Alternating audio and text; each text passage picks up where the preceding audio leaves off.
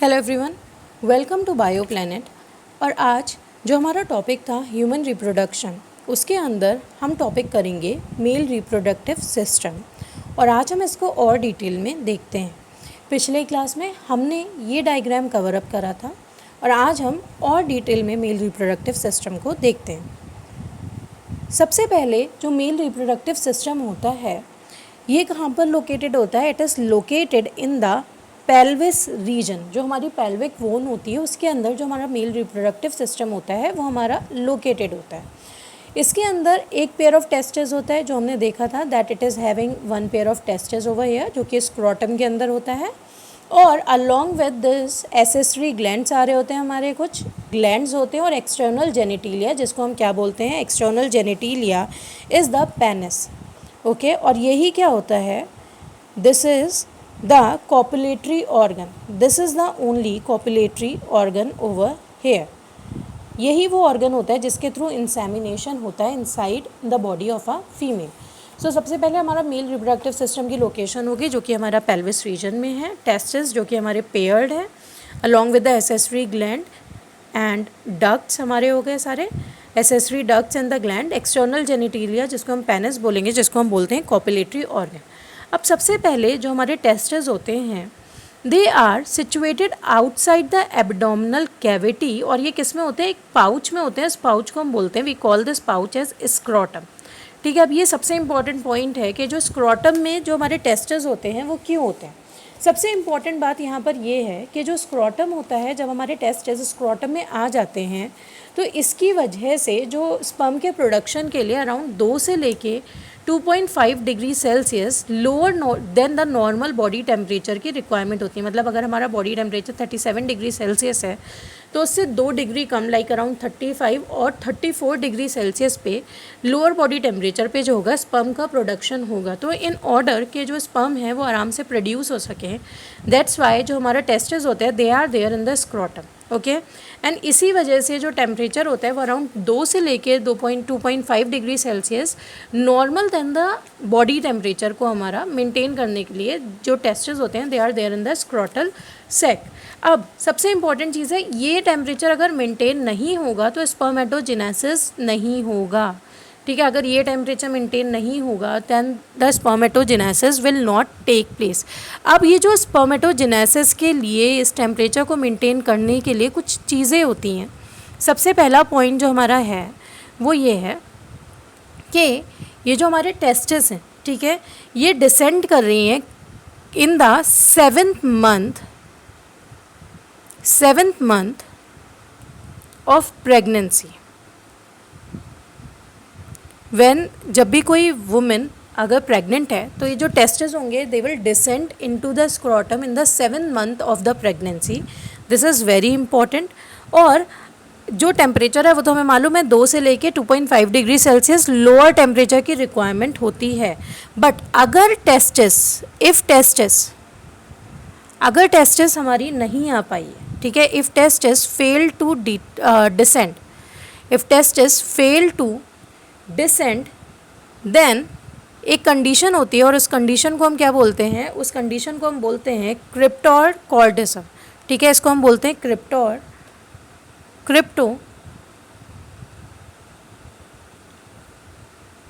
क्रिप्टोर कॉर्डिज्म। इसका कंडीशन का मतलब ये होता है कि जो टेस्टिस है ये डिसेंड नहीं हो पाई है इन द स्क्रोटम। ठीक है, और इस कंडीशन में क्या हो जाएगा? Testis will experience the hyperthermia. मतलब टेस्टिस जो होगी will be inside the body of the male. ठीक है, और ये कंडीशन क्या हो जाएगी? हाइपरथर्मिया की कंडीशन हो जाएगी। हाइपरथर्मिया का मतलब होता है कि यहाँ पर टेम्परेचर क्या हो जाएगा? टेम्परेचर बहुत ज़्यादा होगा। ठीक है, टेम्परेचर बहुत ज़्यादा हो जाएगा और उस टेम्परेचर ज़्यादा होने की वजह से स्पर्म नहीं बनेंगे, no sperm will be produce. ठीक है, और इस कंडीशन को हम क्या बोलते हैं? इस कंडीशन को हम बोलते हैं जो मेल हो जाएगा वो इनफर्टाइल हो जाएगा, इनफर्टिलिटी की कंडीशन हो जाएगी। This condition will be the condition of infertility. तो अगर 7th मंथ में डिसेंड हो रही है टेस्टिस तो स्क्रोटम में आ जाएगी और जो टेम्परेचर होगा 2 से 2.5 degree Celsius lower than the normal body temperature रहेगा और यही स्पर्मेटोजेनेसिस के लिए रिस्पॉन्सिबल होगा। ठीक है, बट अगर ये नहीं डिसेंड हो पाई तो फिर क्या हो जाएगा, क्रिप्टोरकॉर्डिज्म की कंडीशन हो जाएगी जिसके अंदर हाइपरथर्मिया हो जाएगा और टेम्परेचर बढ़ जाएगा, कोई स्पर्म नहीं प्रोड्यूस होगा और इस कंडीशन में जो मेल होगा वो कैसा हो जाएगा, वो हमारा इनफर्टाइल हो जाएगा। The male will be infertile in this condition. So these are the condition कि हमारे जो टेस्टिस है सबसे पहले वो डिसेंड होता है किस उसमें 7th मंथ में, और अगर नहीं हो पा रहा है क्रिप्टोरकॉर्डिज्म की कंडीशन हो गई, और इस कंडीशन में अगर नहीं हो पा रहा है देन हाइपरथर्मिया हो जाएगा एंड द मेल क्या हो जाएगा, that male will be infertile. अब नेक्स्ट हमारी कंडीशन क्या है, नेक्स्ट हमारी कंडीशन ये है कि फीटस जो है, अगर उस फीटस को, मतलब ये क्रिप्टोरकॉर्डिज्म की कंडीशन आई कैसे, क्रिप्टोरकॉर्डिज्म की कंडीशन ऐसे आती है कि अगर फीटस को टेस्टोस्टेरॉन मिल रहा है, ठीक है, इफ़ इन फीटस आप कह सकते हो कि टेस्टोस्टेरॉन है, ठीक है, टेस्टोस्टेरॉन हो गया तो फिर उस टेस्टोस्टेरॉन की वजह से क्या हो जाएगा, डिसेंड हो जाएगी टेस्टिस, ठीक है, टेस्टिस विल डिसेंड, ठीक, ओके, ये डिसेंड करने के लिए रिस्पॉन्सिबल होगी, ठीक है, descend of testis will take place over here. But अगर टेस्टोस्टेरॉन नहीं प्रोड्यूस हुआ है, ठीक है, अगर काइंड ऑफ लाइक कि टेस्टोस्टेरॉन की डेफिशिएंसी होगी, इफ़ डेफिशिएंसी इज़ देयर, तो हमें मालूम है कौन सी कंडीशन हो जाएगी, क्रिप्टोरकॉर्डिज्म की कंडीशन हो जाएगी। डेफिशिएंसी ऑफ टेस्टोस्टेरॉन की वजह से जो वो होगा testis, it will not get descend into the scrotum और male will be infertile over here, ठीक है। अब ये हमारी कंडीशन हो गई थी कि टेस्टिस के डिसेंड होने की। अब सबसे इम्पॉर्टेंट पॉइंट जो हमारा आगे का आता है वो हमारा ये है कि जो टेस्टिस होता है इसका स्ट्रक्चर एग्जैक्टली क्या होता है, ठीक है, कौन कौन से सेल्स होते हैं इसके अंदर, स्ट्रक्चर क्या है, दीज आर द कंडीशन, ठीक है, so that the sperm can be produced over here.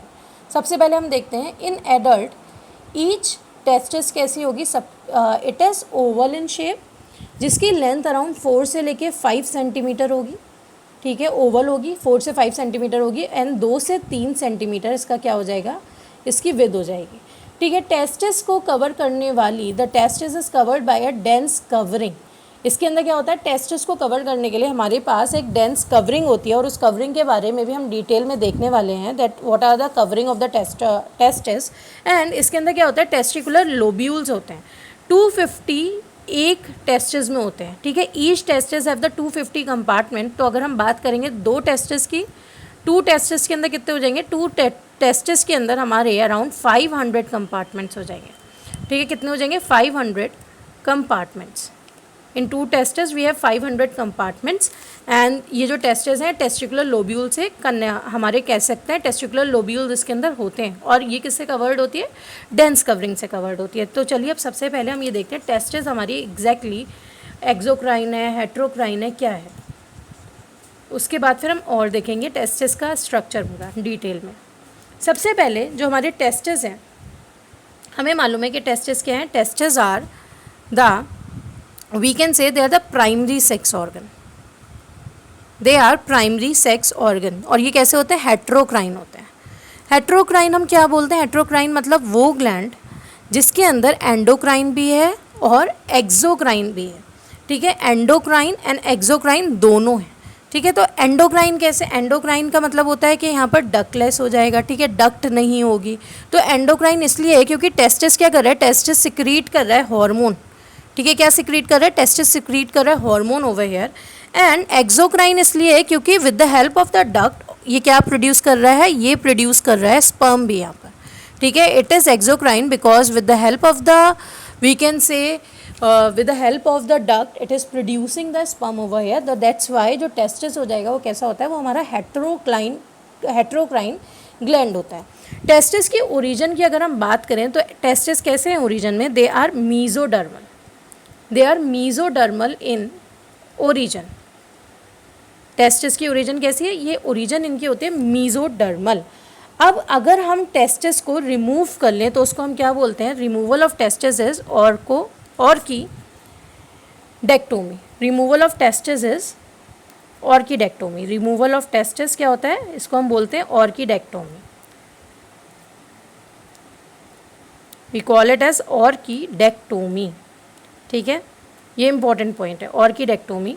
तो अब सबसे पहले हो गया प्राइमरी सेक्स ऑर्गन होता है, हेट्रोक्राइन होता है, और कैसा होता है, हेट्रोक्राइन क्यों होता है, क्योंकि एंडोक्राइन हो गया हार्मोन सिक्रीट कर रहा है, एंड एक्सोक्राइन हो गया स्पर्म सिक्रीट कर रहा है और अगर हमने टेस्टिस को रिमूव कर लिया है तो उस कंडीशन को हम क्या बोलेंगे, उस कंडीशन को हम बोलेंगे ऑर्किडेक्टोमी। अब सबसे पहले हम टेस्टिस का स्ट्रक्चर देखते हैं। Let's see the structure of the testis, ठीक है, let's see it in detail. सबसे पहले जो हमारा टेस्टिस होता है उसको अगर हम देखेंगे, इट इज़ लाइक दिस, ठीक है, ओवल होता है स्ट्रक्चर, हमें मालूम है, और इसकी जो कवरिंग है, लेट्स सी द कवरिंग, ठीक है। सबसे पहले जो आउटर मोस्ट लेयर होती है उसको हम बोलते हैं tunica vaginalis. What do we call it as? Outermost layer को हम बोलते हैं ट्यूनिका वेजिनैलिस, ठीक है। इसको हम बोलेंगे ट्यूनिका वेजिनैलिस, ठीक है। इसको हम क्या बोलेंगे? ट्यूनिका वेजिनैलिस। ये कैसी होती है? ये आउटर मोस्ट होती है, this is outer most, double membrane होती है ये,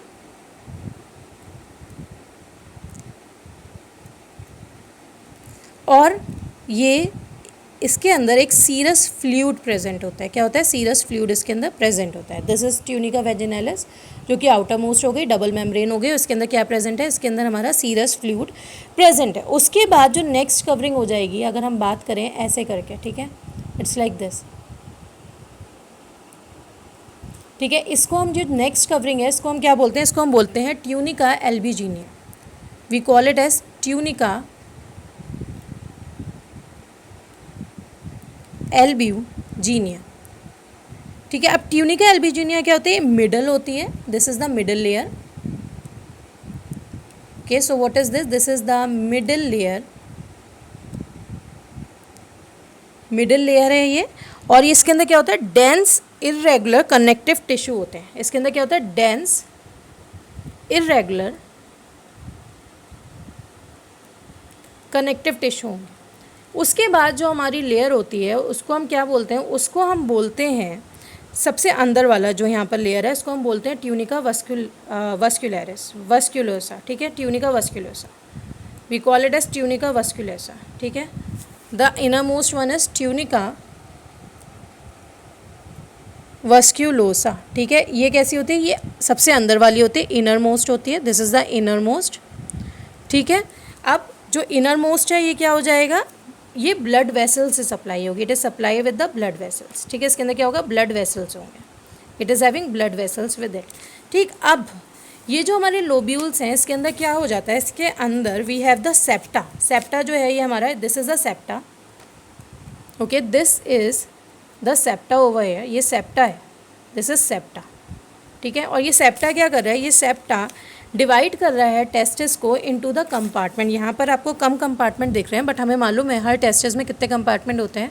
हर टेस्टिस में हमारे अराउंड 250 कंपार्टमेंट होते हैं, ठीक है।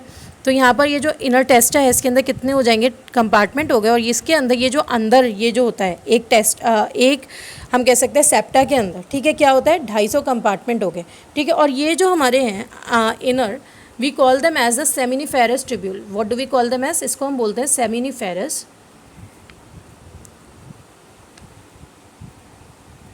Tubule, we call it as seminiferous tubule. अब पॉइंट ये आता है कि सेमिनिफेरस ट्यूब्यूल क्या करता है, ठीक है। तो ये जो होता है ये हमारा जर्माइनल काइंड ऑफ लाइक क्यूबाइडल हो गया, एपिथेलियम के अंदर 1 से 3 हो गए ये। और ये क्या कर रहा है? ये प्रोडक्शन कर रहा है, this seminiferous tubule is for the production of 1 से 3 लोब हैं ये, ठीक है। और ये क्या कर रहा है? यही है जो प्रोडक्शन के लिए रिस्पॉन्सिबल है, this is for the production of sperm. This is the only part जो कि क्या कर रहा है? प्रोड्यूस कर रहा है स्पर्म, ठीक है। अगर हम बात करें कंपार्टमेंट की, लेट्स से हमने यहाँ से ले लिया, ठीक है, ये हमारे सेमिनिफेरस ट्यूब्यूल हो गया, ठीक है। These are the 3 seminiferous tubule, ठीक। अब ये जो सेमिनिफेरस ट्यूब्यूल है अब ये आगे जाएगा इनटू ए स्ट्रक्चर। स्ट्रक्चर को हम क्या बोलते हैं? स्ट्रक्चर को हम बोलते हैं रेटिटेस्टिस। इस स्ट्रक्चर को हम बोलते हैं रेटिटेस्टिस। एंड फिर ये रेटिटेस्टिस किस में जा रहा है? रेटिटेस्टिस आगे जाके आपका वासा इफ्रेंशिया के थ्रू जाके, वासा इफ्रेंशिया के थ्रू जाके it is going into the epididymis, ठीक है। ये हमारा एपिडिडाइमस हो गया, ठीक। और इस एपिडिडाइमस में सबसे पहली चीज़ क्या हो जाएगी? जो हमारा पहला वाला पार्ट होगा उसको हम बोलेंगे कैपुट। फिर हमारा हो गया corpus over here, this middle portion is corpus. And जो लास्ट पोर्शन होगा उसको हम बोलेंगे कॉडा, ठीक है। तो ये हमारा पूरा स्ट्रक्चर है हमारा काइंड ऑफ टेस्टिस का, ठीक है। सबसे पहले आउटर मोस्ट लेयर हो गई ट्यूनिका वेजिनैलिस, जिसको हम बोलेंगे outer most layer double membrane, इसके अंदर सीरस फ्लूइड हो गया। मिडल वाली होगी टीनुका एल्बुजिनिया, जिसके अंदर मिडल लेयर होगी डेंस इरेगुलर कनेक्टिव टिश्यू हो गया। देन जो सबसे अंदर वाली होगी ट्यूनिका वेस्कुलेसा, जिसके अंदर हमारा ब्लड वेसल्स होंगे। हर टेस्टिस के अंदर अराउंड 250 कंपार्टमेंट्स होते हैं, और ये जो हो गया सेप्टा के थ्रू हमारे डिवाइडेड है। कंपार्टमेंट के अंदर 1 से लेके 3 लोब ऑफ सेमनीफेरस ट्यूब्यूल हो गए, ठीक है। और ये क्या कर रहे हैं, ये प्रोडक्शन ऑफ स्पर्म के लिए रिस्पॉन्सिबल है। जो सेमनीफेरस ट्यूब्यूल होगा वो आगे जाके हमारा रेटिटेस्टिस वासाई फ्रेंशिया में, एंड वासाई फ्रेंशिया अल्टीमेटली हमारा एपिडिडाइमस में जाएगा। और इस एपिडिडाइमस के हमारे क्या होते हैं, एपिडिडाइमस के हमारे we have 3 portion, that is सबसे पहला हमारा हो गया head portion corpus and cauda, ठीक है। ये हमारा पूरा स्पर्म के मूवमेंट के लिए रिस्पॉन्सिबल है। तो सबसे पहले हम देखते हैं हमारा क्या हो गया, ईच लोब्यूल, हर लोब्यूल के अंदर क्या है हमारे पास 1 से लेके 3 सेमनीफेरस ट्यूब्यूल है, जो क्या कर रहे हैं, जो हमारे स्पर्म के प्रोडक्शन के लिए रिस्पॉन्सिबल है। ये अभी हमने लिखा था सेमनीफेरस ट्यूब्यूल क्या कर रहे हैं, they are responsible for the sperm production. ये बहुत इंपॉर्टेंट पॉइंट है कि कहाँ पर स्पर्म प्रोडक्शन हो रहा है, सेमनीफेरस ट्यूब्यूल के अंदर हो गया। नाउ हर सेमनीफेरस ट्यूब्यूल के अंदर 2 तरीके के हमारे सेल होते हैं, ठीक है, जिसको हम क्या बोलते हैं, मेल जर्म सेल, जिसको हम बोलेंगे spermatogonia and Sertoli cell.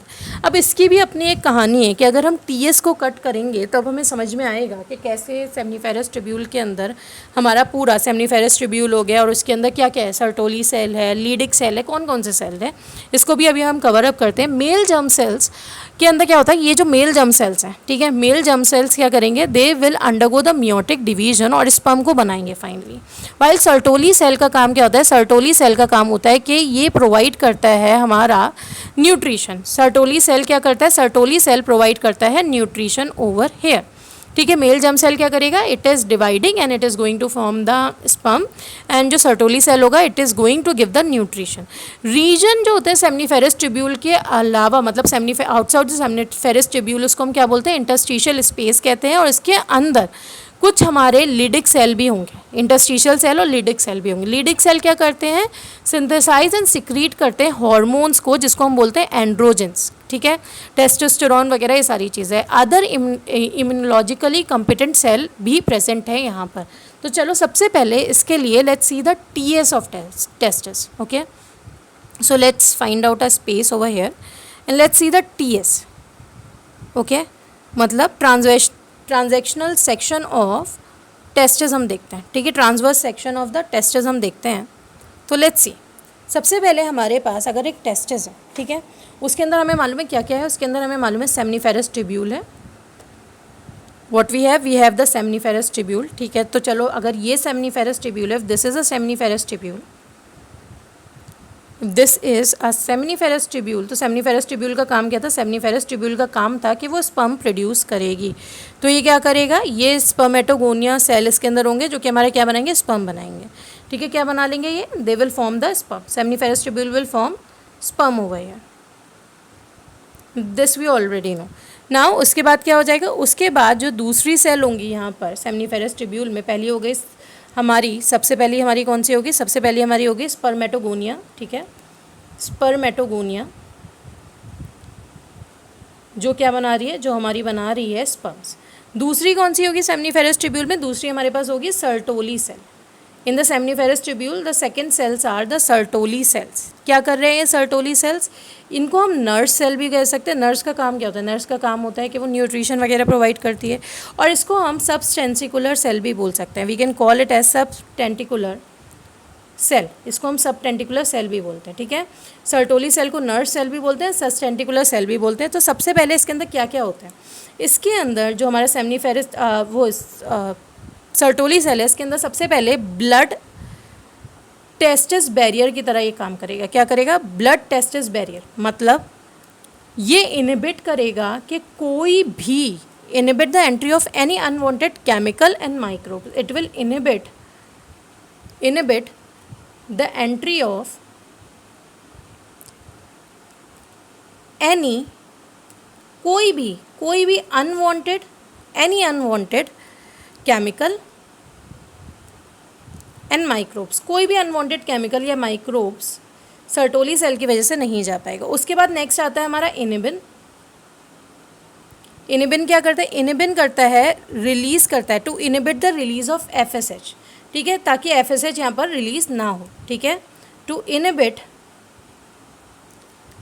The release of FSH so that जो फीमेल कैरेक्टर्स है वो डेवलप ना हो, ठीक है, the release of FSH. Then it is having the androgen binding protein. Third one, it is having the androgen binding protein.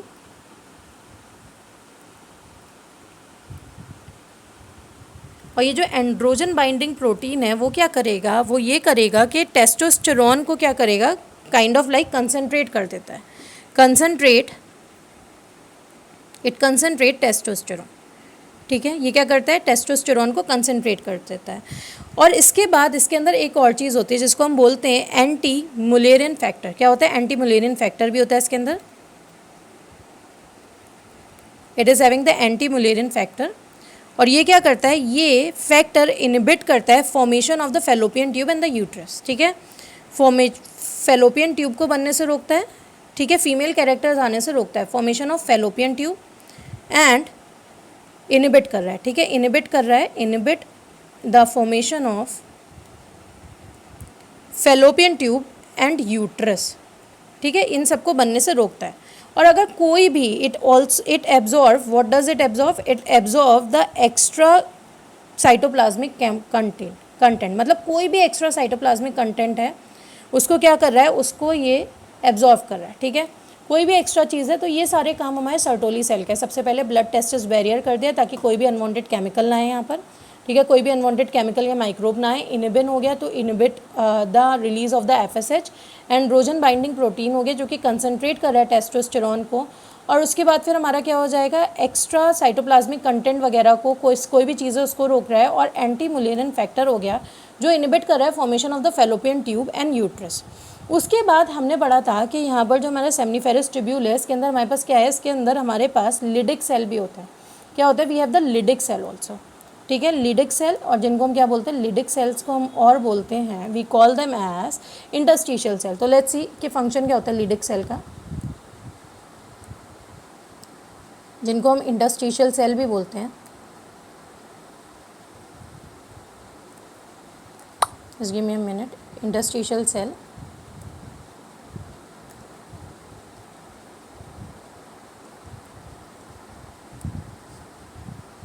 ये क्या कर रहे हैं, ये present outside the seminiferous tubule, ठीक है, ये बाहर है सेमनीफेरस ट्यूब्यूल के, present outside seminiferous tubule.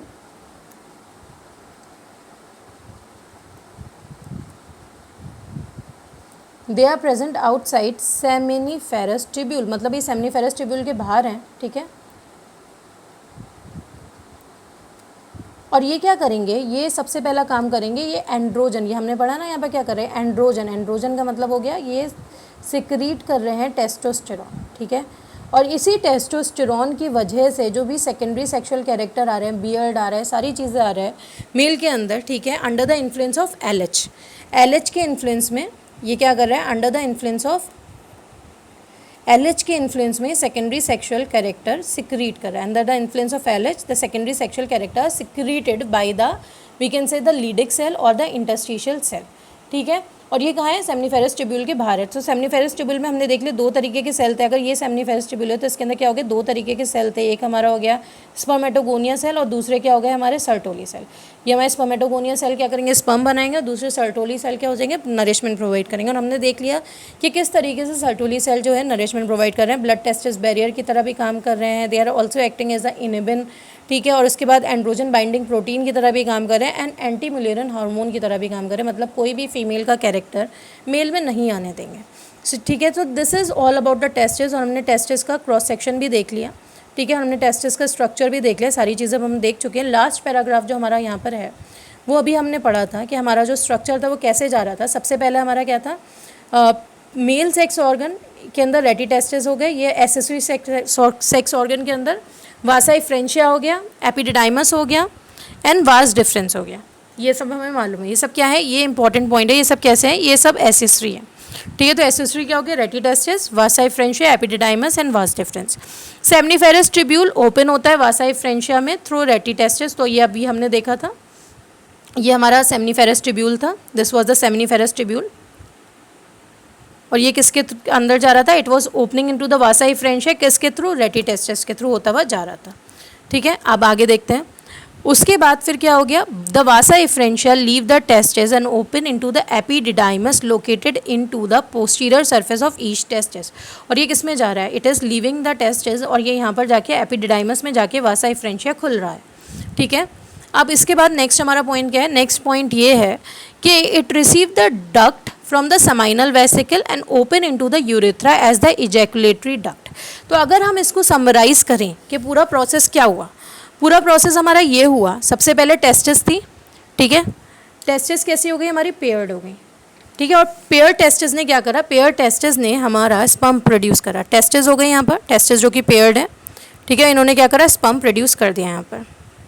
Sperm produce करने के बाद नेक्स्ट कहाँ जाएगा, नेक्स्ट जाएगा एपिडिडाइमस में with the help of the connection Vasa इफ्रेंशिया ready testis के थ्रू होते हुए। एपिडिडाइमस भी पेयर्ड है और ये कैसा है, लॉन्गेस्ट है। उसके बाद आगे कहाँ जाएगा, उसके बाद जाएगा वास डिफरेंस में,